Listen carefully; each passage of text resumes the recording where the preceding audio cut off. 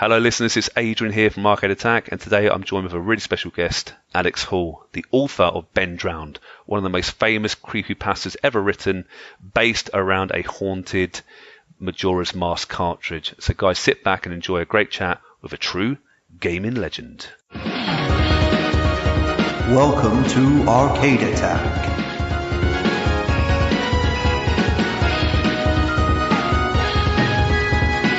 A retro gaming podcast for up to 4 players.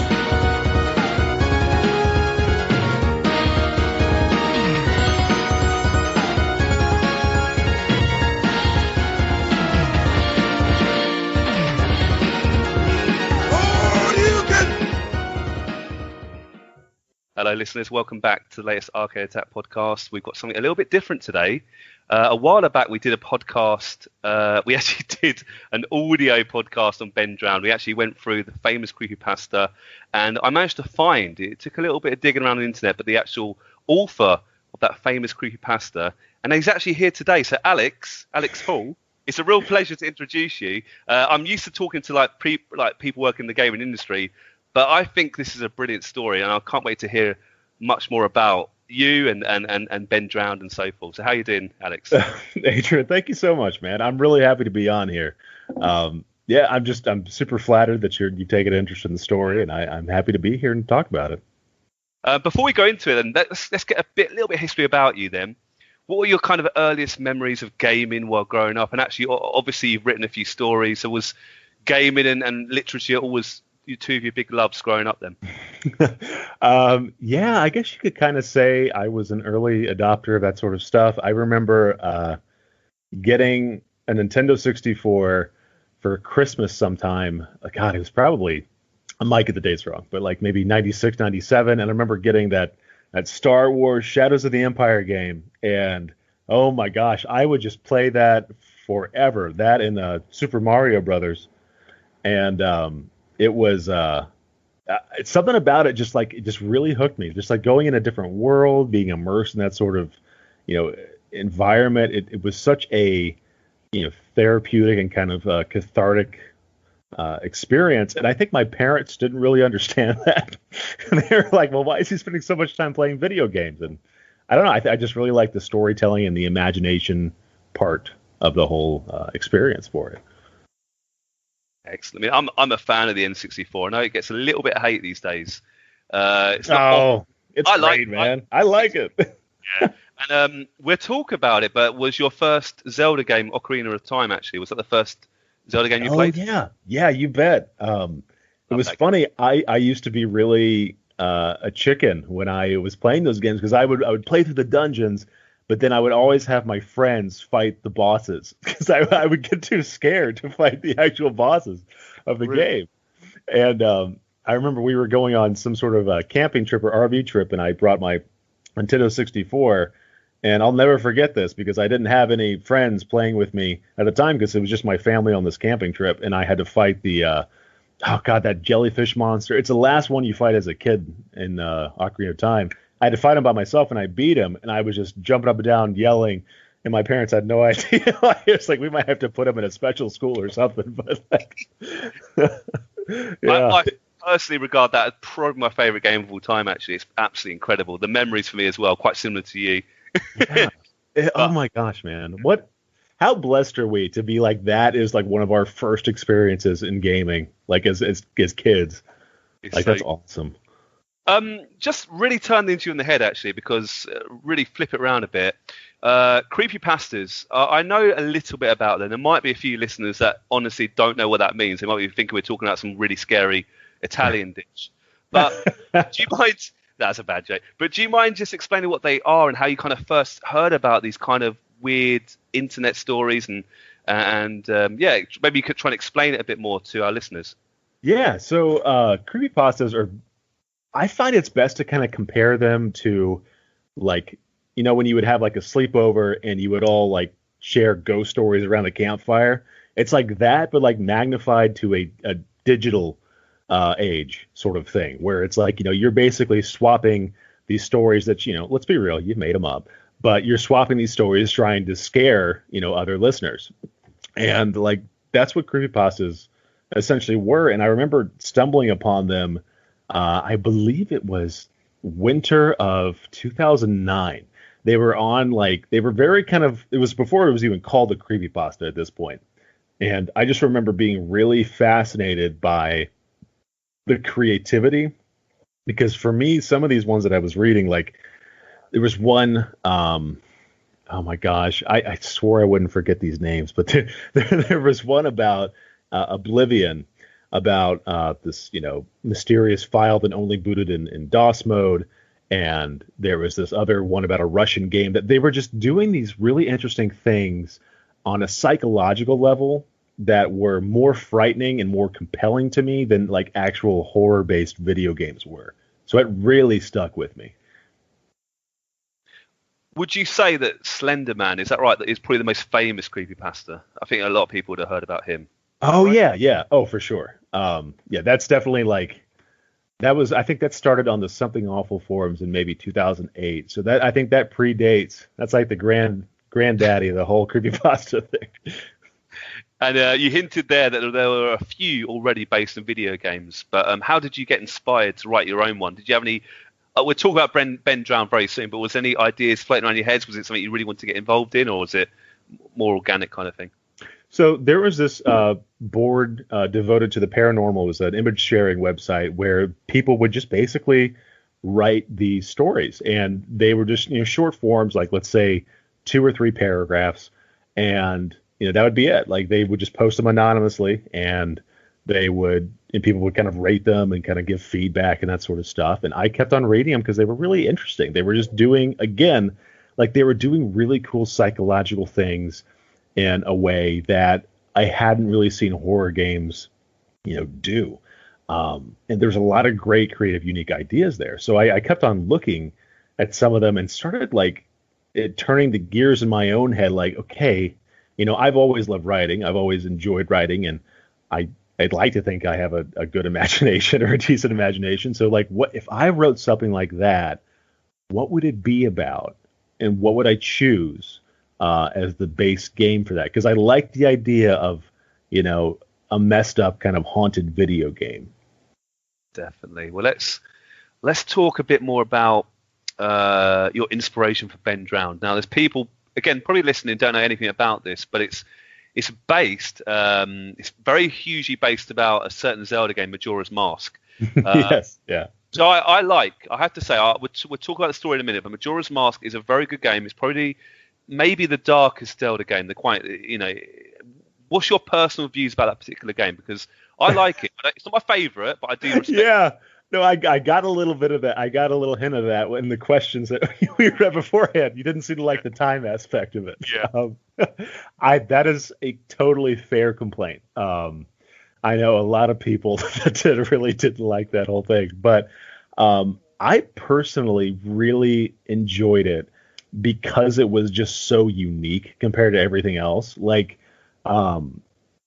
I really enjoyed I'm trying to think of the right way to describe this. Almost the melancholic nature of it where, it's impossible to beat the game and save everyone on your first attempt. You have to make peace with that fact.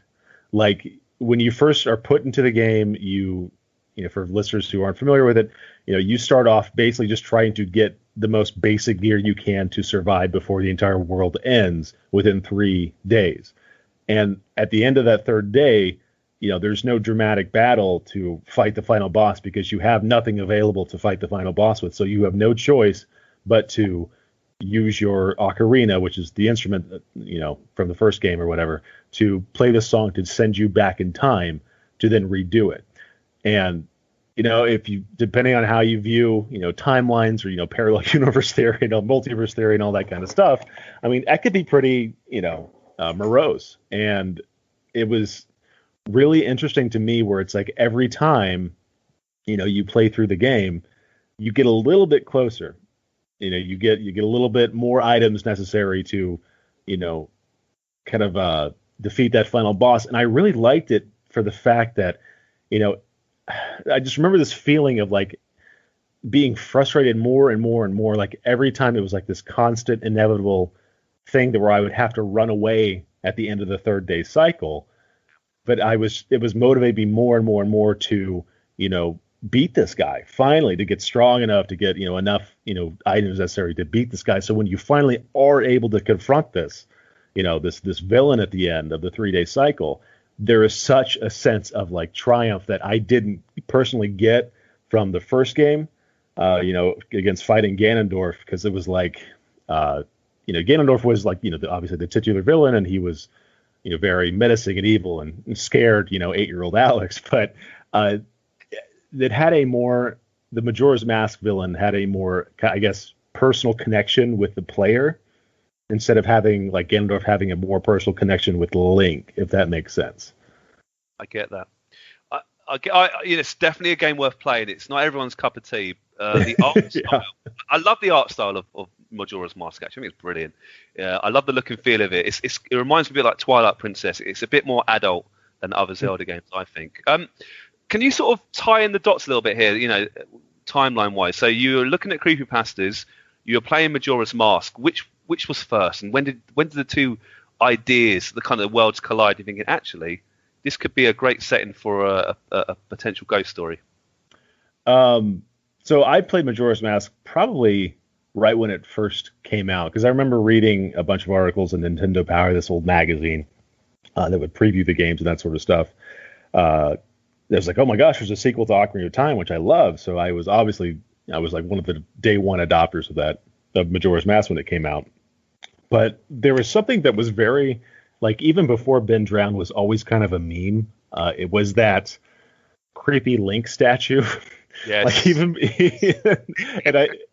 and I like was looking at that and I was like, okay, well, that's clearly something there. But if you look around that too, the rest of the game's environment is just so melancholic. It's so, I keep on saying the same buzzwords again and again, but like really, it is so almost depressing in a deceptive way, because even though it is a game meant for children, it deals with a lot of really mature themes, especially in terms of like death, acceptance, learning to let go and move on. And, a lot of the things you do as the character in that game are about helping people, put their souls to rest and helping them pass on into the afterlife. And I thought that, there's got to be something here. There's got to be a perfect, angle for this sort of stuff, because it seemed like the environment and the stage was already set for a really great creepypasta, like a haunted story. I just needed to figure out sort of the right approach to it, essentially. And when did you start, writing it down? And was it first like a blog? Was it like a written thing? Because I know you've got some YouTube clips intertwined, so I'd be interested to hear about how it first kind of came about and the ideas of mixing it together with real sort of in-game footage. Yeah, so one of the ways is I wanted mine to stand out amidst all the other creepypasta stories that were going on. And I thought about, what they were doing, and I looked at what, wasn't being done. And what they were doing is that they were basically, they were writing short stories. They were saying, okay, here's the beginning of the story, and here's a few paragraphs, and then here's a conclusion of the story, very clearly defined as a story. So I thought, what if we make it so that I tell this story, but I don't reveal it to be an actual story. I pretend I'm actually the character that is having this haunting happen to him, and I go on one of the most popular online image boards for help. And what if not only do I pretend to be telling this in first person as if it's actually happening to me, I also back it up with video evidence of footage that I've modified to make, the game do exactly what I'm writing about. So I think that was really what the spark for me was. Like, I can really put a unique twist on this and almost do it kind of War of the World style, where it's like, I'm not going to tell you it's a story. I'm going to, pretend it's real almost. Was it hard making the clips, the YouTube clips? Yeah, so a lot of that stuff, so it was done in an emulator. It was an emulated version of the Majora's Mask game on my old MSI laptop that I had. And I was utilizing a device called a Game Shark. So for anyone who was born after 2000 and never had a Nintendo 64, you could buy this extra cartridge that you literally, it seems so silly now, but you would stack it. You'd stack your actual game on top of this other cartridge and make like a little tower, but it would basically inject different parts of code into your game so you could have cheat codes like, infinite health or, unlimited lives or all the items, yada, yada, yada. But what it actually really did, it was this hexadecimal editor that could go into every single part of that game if you knew the right variables and if you knew the right codes to hit, and you could modify it to do almost anything in terms of like what the original creator, what the boundaries of the original code was. So you could emulate not only a Nintendo 64 game on your PC, but you could also emulate a Game Shark. So I basically would go in to this emulated version of this game and play around with different variables in the hexadecimal editor to modify different animations that Link would do. And that kind of, I could, change the landscape. I could change, the different skyboxes. I could change any kind of scene that I wanted to basically reenact what I was writing about. It's very good. I have to say, Alex, when I first stumbled across it, I was it did give me a few chills. I'm not going to lie. It was great. It was quite spooky, I have to say. Thank you, man. That's awesome. Yeah, it really was. I don't want to ruin the plot too much, but if anyone's thinking, oh, this sounds quite interesting, how would you describe briefly, or maybe just the start of the plot of Ben Drowned? I know you've got an update later we can go into, but how would you kind of entice people to give it a go? What's it all about? So essentially, it starts off as any. It's funny now, like looking back on it, because it did kind of help set up a lot of what would later become cliches of the creepypasta genre. But it starts off at this old man's garage sale, and this college student comes up and he finds this old cartridge of Majora's Mask, and he takes it home with him. And he starts playing the game, and he starts seeing that stuff isn't quite as he remembered it in the original game. Like the characters will refer to him by a different name, or weird kind of glitches would start happening. And basically the story of Ben Drowned sort of just takes place of him discovering more and more and more how twisted and messed up this game is starting to get. And it actually starts, beginning to interact with him. It is spooky. It's good. Yeah. Good. I'm glad. We want to talk a bit later about the sort of the updated version soon. Yeah, I would love to. Well, obviously, I've got to ask. You released this to the wild, and you kept your identity secret for a number of years, didn't you? Is that right? That's correct. Wasn't it? Was it weird? Was it like quite amazing seeing this thing sort of grow out of nowhere? It really did explode, didn't it? And were you kind of tempted to go, it was me, give me the credit, or were you just sitting back just going, wow, what have I created here? I'd love to get your view. It was very, very surreal. So like because the way Ben Drowned is told, it was told through this sort of transmedia narrative where I would write chapters and then I would have accompanying YouTube videos that would expand upon those chapters. So to get the full experience, you almost would have to follow this roadmap of like read the first chapter, watch the second video, read the third chapter, watch the fourth video. But I remember like after publishing the first video or maybe the second one, like refreshing the YouTube count the next day and seeing it. I think it was at 6 digits at that point, and I was like, oh my goodness, like I have stumbled upon something here. And it was so very, very surreal.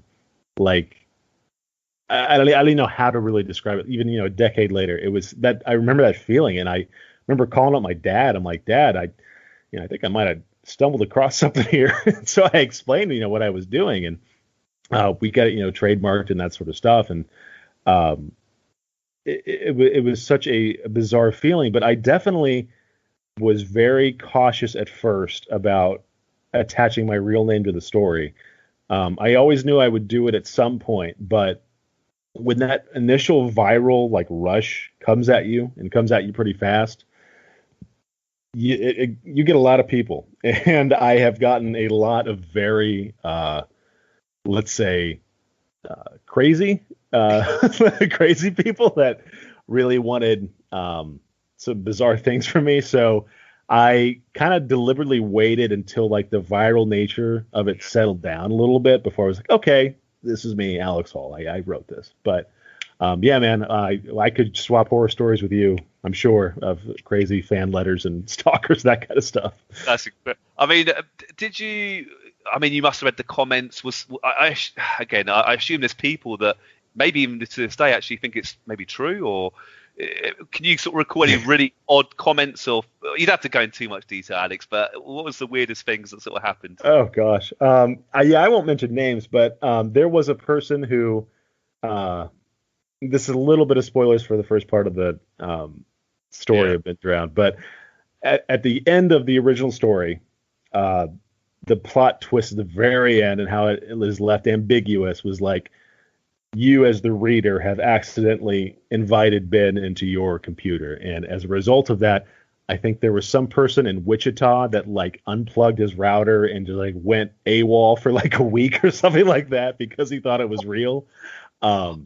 I felt so guilty about that. That's incredible. Oh my gosh. It wasn't actually. This is not on my list of questions, so I do apologise. But do you know if Nintendo ever heard about your story, and did they? Any ideas what their views are?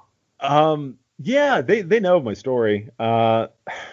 It's like a weird kind of tongue-in-cheek sort of thing. Like I remember I did get a weird sort of shout out when the Majora's Mask 3DS trailer came out. I forget where. Let's see here. Like on the YouTube video for the trailer, they deliberately cut to a shot of like the Elegy of Emptiness statue, which is that creepy Link statue, which represents Ben in the story. Posing in this random place in Ikana Canyon, which is a map in the game. Now, normally that statue only has one purpose, and it's to sit on a switch. That's right. So, like, there would be no real rhyme or reason to put it anywhere other than a switch. But they put him posing, I think, next to another character in the game, kind of looking at the camera or something. So, yeah, I've gotten a little bit of attention here and there from it, but we're kind of. Nothing crazy yet. I haven't been sued, so I mean. Were you been that you would like us? Yeah. I have to ask actually because I read your story initially on a forum, I believe. I can't remember what it's called now. You can find it quite easy on the internet. But for you personally, where's the best place for our listeners to really get the best sort of reading and viewing experience of Ben Drowned? Is there a dedicated website or a YouTube channel? Yeah. There's two actually. So if you Google Ben Drowned, there's a Wikipedia entry on Ben Drowned, and at the bottom of it, there is a fan wiki. And this, who knows how Wikipedia works? This could be edited out by the time this goes live. But just in case, it is called jadusable.withinhubris.com. So that's JADUSABLE within WITHIN hubris HUBRIS.com, and that essentially it's run by an amazing guy. His name is Circle Hunter. He has chronicled like literally everything since the original story to the second phase of the story back in kind of 2011 to all the way to the current story right now, and he has done a phenomenal job. So if you go there, and there's a link right in the front page to find the original story. You click that, and it takes you through chronologically of how the posts happened, how the videos were published, all of that. I would recommend that. Secondly, there is a YouTube series done by a guy named Ryan Geaver. I'm so sorry, I probably mispronounced his name. But he does a YouTube version. So if you prefer kind of more like a long form listening sort of thing, he summarizes the entire story through a series of multiple YouTube videos. That's really well done. Brilliant. Alex, I'd plug our very own audio version of your story now, but don't. Don't listen to it. What? Oh, come on. You plug it. I love it. But this is a bit of a personal question, and Sure. I understand if you don't really want to answer it too much, but if you release something online for free and you see it explode, again, I'm not trying to. You can say you think differently, but for me, I might be thinking, well, wow, I could have made this into a proper story. I could have sold it in a book or a novella. Did you make any money out of Ben Drowned? And can you talk about that? Or? So I made money off of well, no, because I didn't open ads on my YouTube stuff until 2012. So I remember at the very end of the story when I kind of like came out and said, okay, yeah, this is a story. I received a bunch of requests for people like saying, oh, I just want to show my support, give, whatever. And so through, eventually I reluctantly opened up a bit of a PayPal and I got, a few $100s from that. Nothing crazy, but I kind of look at it as a, as kind of the price to entry sort of in a sense. Cause like, I think if I release this as a novella, and first of all, I don't know how it would work as that because, obviously you have the YouTube videos playing an integral role into the text chapters as well. So it'd be kind of a bizarre way to kind of mesh that all together. But yeah, I don't think it would have gotten as popular. I think part of the reason why it really blew up was because, it was freely available for everyone. And that added to the believability that this character was reaching out for help, because the whole crux of the story was based around pay me $9.99 to find out more about it, yeah, I kind of look at it as the price, to pay to kind of get your name out there, and I think it's worked out in my favor so far. Good on you. I appreciate you answering that. Yeah, you've got some big news actually, and obviously Ben Drowned. Last time we spoke to you in a text interview, we've got a new one actually. We're attached in the show notes. You've revitalized Ben Drowned. It's coming back. How exactly did this come about, and can you give us a little bit more detail? Yeah. So, in all honesty, I should have probably. I've always kind of poised it as a continuation of Ben Drowned, but like really it's a continuation of Ben Drowned in the same vein that like Empire Strikes Back is a continuation of A New Hope. So you have this sort of sequel to Ben Drowned, which kind of goes back and starts to answer some of the lingering questions and like plot threads that were left off at the end of the original story. And it initially started through a series of cryptic videos that cropped up around I would say late March of this year to early April. And it talks about, so I'm trying to think how I could choose my words carefully because the story still is ongoing. But this deals a lot more with AI and virtual worlds. And it really starts to extrapolate a little bit upon like, okay, so, why was this cartridge haunted in the first place? Why was this character named Ben playing such a powerful role in this cartridge? Why did he drown? Like, what's going on? So it starts to really go back and answer some of these questions. But with the quarantine happening, I stayed at a hotel that was on lockdown. So I had an opportunity to do like a really cool sort of found footage tribute, kind of like Slender Man a little bit. But the first part of the story really starts off with these people waking up, having no recollection of how they got there in this mysterious hotel that is abandoned, essentially. And viewers at the time could inform how they explored the hotel, what items they took with them, what decisions they made there, whether or not to listen to this mysterious voice from a character named Abel who keeps trying to give them instructions or not. It was kind of funny because they have multiple protagonists and the audience got one of the protagonists killed initially because they made the wrong decisions. But I really wanted to revisit that and also play around with more viewer interactivity, because I think with the internet and all these great mediums of storytelling, I really like it when players, and I'd say players, but more readers are have agency over stories. And I think, with the advent of all this, internet and the transmedia narrative stuff that has been cropping up in the past decade, I mean, that's more feasible than ever. And so I'm jumping all over a little bit, but there's a summary on the Wikipedia. But so they eventually discover this cartridge that is placed before them that is the same cartridge that Jadisable uses back in 2010. And they go into it to find that there is almost nothing left. Like, so there has been a corruption of the game files to such an extent that there's only one level in the game left. It's like an empty space. And they essentially find this sort of safe haven with the rest of these spirits trapped inside the cartridge. And it gives them the power to basically travel back in time to before the events of the original story in 2010. And so now this character named Sarah, who's playing the game, is trying to go back and undo the events that led, to where the original story picks up at.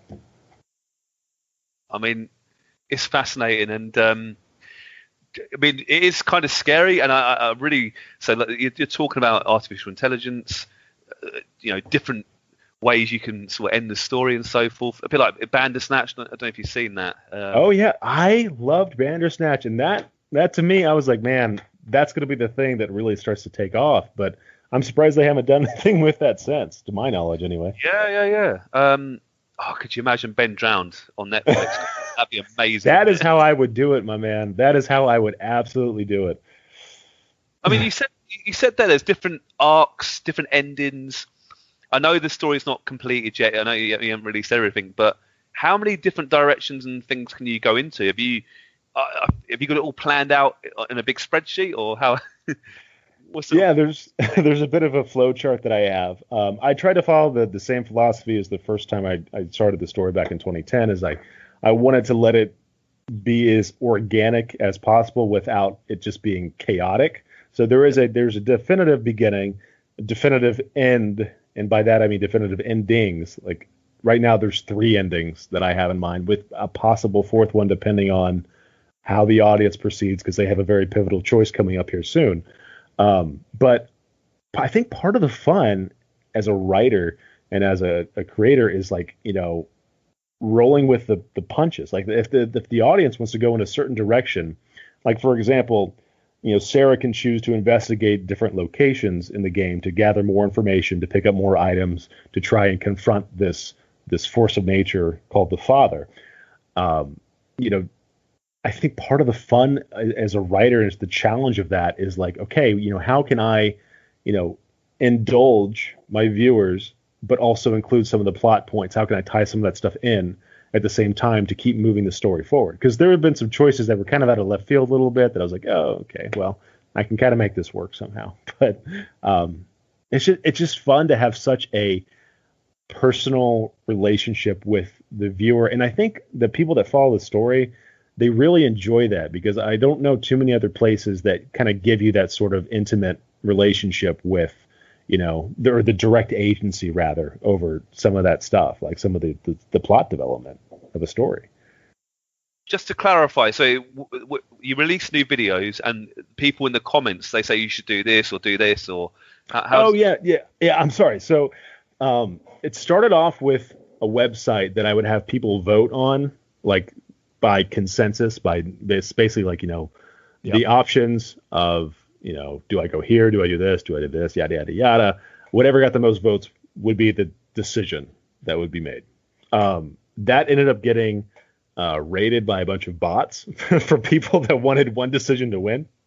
So I switched to my Patreon, which I have set up, because that has a more secure method of voting. But essentially what it is that there are certain story branching decisions that viewers are given a list of options to choose from. Typically, I'll give them, 24 hours, 48 hours to kind of weigh the options and discuss what the most, what they think the best sort of option is. Because a lot of these videos that I make, it bears, rewatching for little hints and stuff that move forward. Like each video has its own unique set of ciphers and spectrograms and stuff to analyze that are little clues that can kind of help guide you in the right direction to make the right choices. So oftentimes there'll be a video release and then an upcoming poll that chooses the next direction of the story. And oftentimes people need that sort of extra buffer to, you know, get a clear head and, you know, decipher some of the hidden clues to vote on the direction of the story. It is really interesting. And the clips you make, is it still? I've seen a few of them. They're still from Majora's Mask, aren't they? Yes. And other bits sort of intertwined as well, other kind of text and so forth. It's very well done. Thank you. Is it a one-man job, or do you have a bit of a team? It is right now. It is a one-man job, and I know you wanted to talk a little about the AI stuff, but that is exactly because of the AI, the developments that we've made, you know, technologically wise. So, I'll jump into that if you're cool with that. I'd love to hear. I love talking about this stuff, man. It is so fascinating to me because I'm a huge geek and I love this sort of stuff. But, you know, for the longest time, I thought that deep learning AI and neural networks were for, you know, industrial automation and that sort of stuff. But lately, I began to realize that this stuff has so many applicable uses for content creators and artists. And, you know, what I've been doing is I use several tools. I use this deep learning AI called MuseNet. It's created by the OpenAI initiative. Elon Musk, I think, was one of the founders of the project back in 2015, I believe. But what it does is it will take an existing MIDI file, and you can choose to iterate upon that based on different famous composers. So it's basically this database of hundreds of thousands of songs, and it learns every time something new is submitted. And so you can say, hey, I want to take a MIDI file of, you know, Why Can't We Be Friends by Smash Mouth, and then see what, you know, Beethoven's take would be on that. And it will churn out something like that. And, you know, you can play around with it and tinker with it a little bit to get the desired results you need. But, you know, that to me was an integral tool for me to make my own music, essentially for this story. And again, there's another example that I use to help create some of the villains of the story, this program called Artbreeder. And what it does is, you know, excuse the kind of lewd connotations, but it breeds two images together. So if you take, you know, like a cow and a chicken, two images of those, and then you mesh them together, it will produce some sort of weird looking, you know, frightening sort of thing. And I'm not sure if it's intentional or not, but like as a byproduct, because we are sort of in the rudimentary stages of this technology, a lot of these images they're very surrealistic. They're very kind of like nightmarish in a weird way. Like Uncanny Valley is a big descriptor for that sort of stuff. And you can basically modify. So again, like the website is Artbreeder, but you can modify like almost every sort of variable about a portrait. So like if you take your own facial portrait and you put it in there, you can modify your ethnicity. You can modify, you know, how wide your eyes are. You can modify if you're wearing glasses, your hairstyle, if your eyes are open or closed or smiling. It is so cool. And it is kind of a double-edged sword because on one hand, like I didn't need to hire a composer or a graphic artist to get the results that I wanted to. Which is a good thing for me, but I can also see that would be a negative for other, you know, graphic artists and composers. I don't think that we'll ever get to a point where an AI will fully replace the need for either of those things. I don't see that happening, at least not in the next 100, 200 years. But I think for, you know, content creators that are, you know, on a budget or trying to, you know, do a one-man show sort of thing, you know, we can't all be Toby Fox, the creator of Undertale. We can't do everything. But this allows us to basically augment our weaknesses as creators. Like my strength is writing and my imagination, that kind of stuff. Not much of an artist. I don't have much of a musical ear. So it's been incredible. And, you know, it's going to be so crazy when we look back on this in 10 years. And we're going to look back on this kind of technology as almost like Oh man, it's like a TI-89 calculator, almost in retrospect. Like I cannot wait to see what turns out with this stuff, man. It is so cool. Well, in 10 years, the robots will be taken over. Yeah, crap, you're right. Are you a fan of the Terminator films then? Because that kind of reminds. Yeah. No, Alex, it is incredible. I get the impression this is the stuff that really interests you. And I assume it's stuff you're looking into the future as well, away from Ben John. Is that fair? Yeah. So there's different. Yeah, gosh, I need to pick my words carefully. Yes, there are definitely additional projects that I'd like to branch out from the Majora's Mask stuff eventually. I wanted to tie this story up, and it will be tied up by the end of this year. But there will be certain ways that people will see how this could be expanded upon in the future, like introducing a more, I know it's all the rave these days, but an expanded universe per se. So leaving some outlets open because of the nature of what is developing now in this new story, and now that viewers are getting more of an understanding of what is really happening with this cartridge and why it exists in the first place, I think they will start to understand what the future could hold for some of this stuff. Love it. I mean, I was going to ask, is this story kind of the end of Ben Drown? But you made a very strong hint then. It could open up different yeah, I like it. Yeah, we'll see. We'll see. I like your story. Obviously haven't seen the finished updated version, like kind of the continuation. Mm-hmm. I personally think, and we spoke about this before in the text interview, that it could make a really quite good animation, sort of dark animation, or I'm not sure, maybe a movie. I'm not sure, but is that a possibility in the future as well?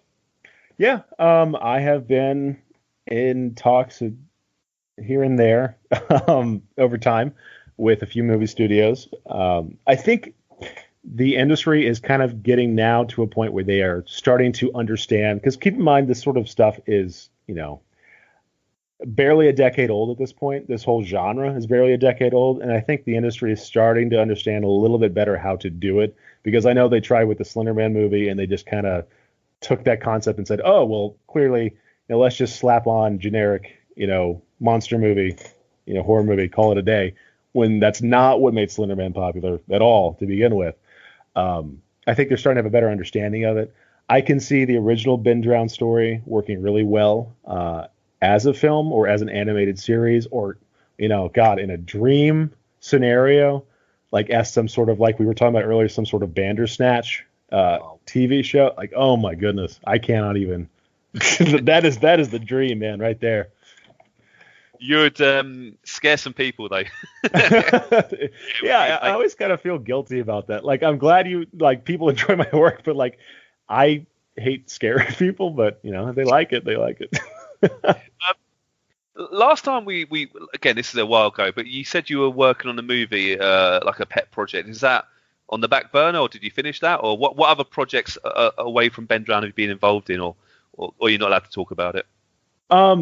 Yeah. So part of my process as an author, and it's kind of like another double-edged sword of like getting this sort of big success early and then trying to do a follow-up project with it.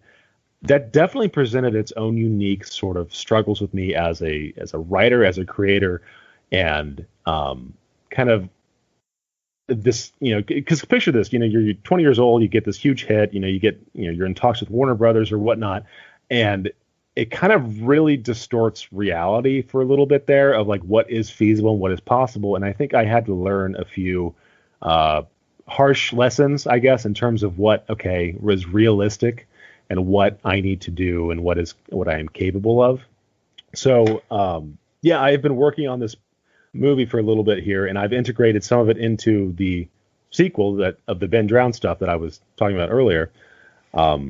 It's been a really interesting developmental period for me as an author, and especially just the revisiting of this whole stuff. What got me sort of, that this attention in the first place has been very humbling, and I've just been incredibly blessed and appreciate a lot of the interaction with the fans. Like the Discord server that we have is always a hoot. I love having the the reaction videos to people watching this stuff, especially as the new episodes air. It's been really cool, and I think the method of content delivery that we've been doing, which is releasing a new video every Sunday, kind of gives us almost like TV show like appeal, especially in an area where everything's on lockdown and nothing new is being made in terms of television, that sort of stuff. So it's been a journey. I was going to ask, what's your YouTube channel so people can? Oh yeah. So it's just Jad Usable right now. So it's JADUSABLE, and I would recommend, well, because it is told like through a transmedia narrative. There's no it's not quote unquote organized. You'd have to go to the Wikipedia for that.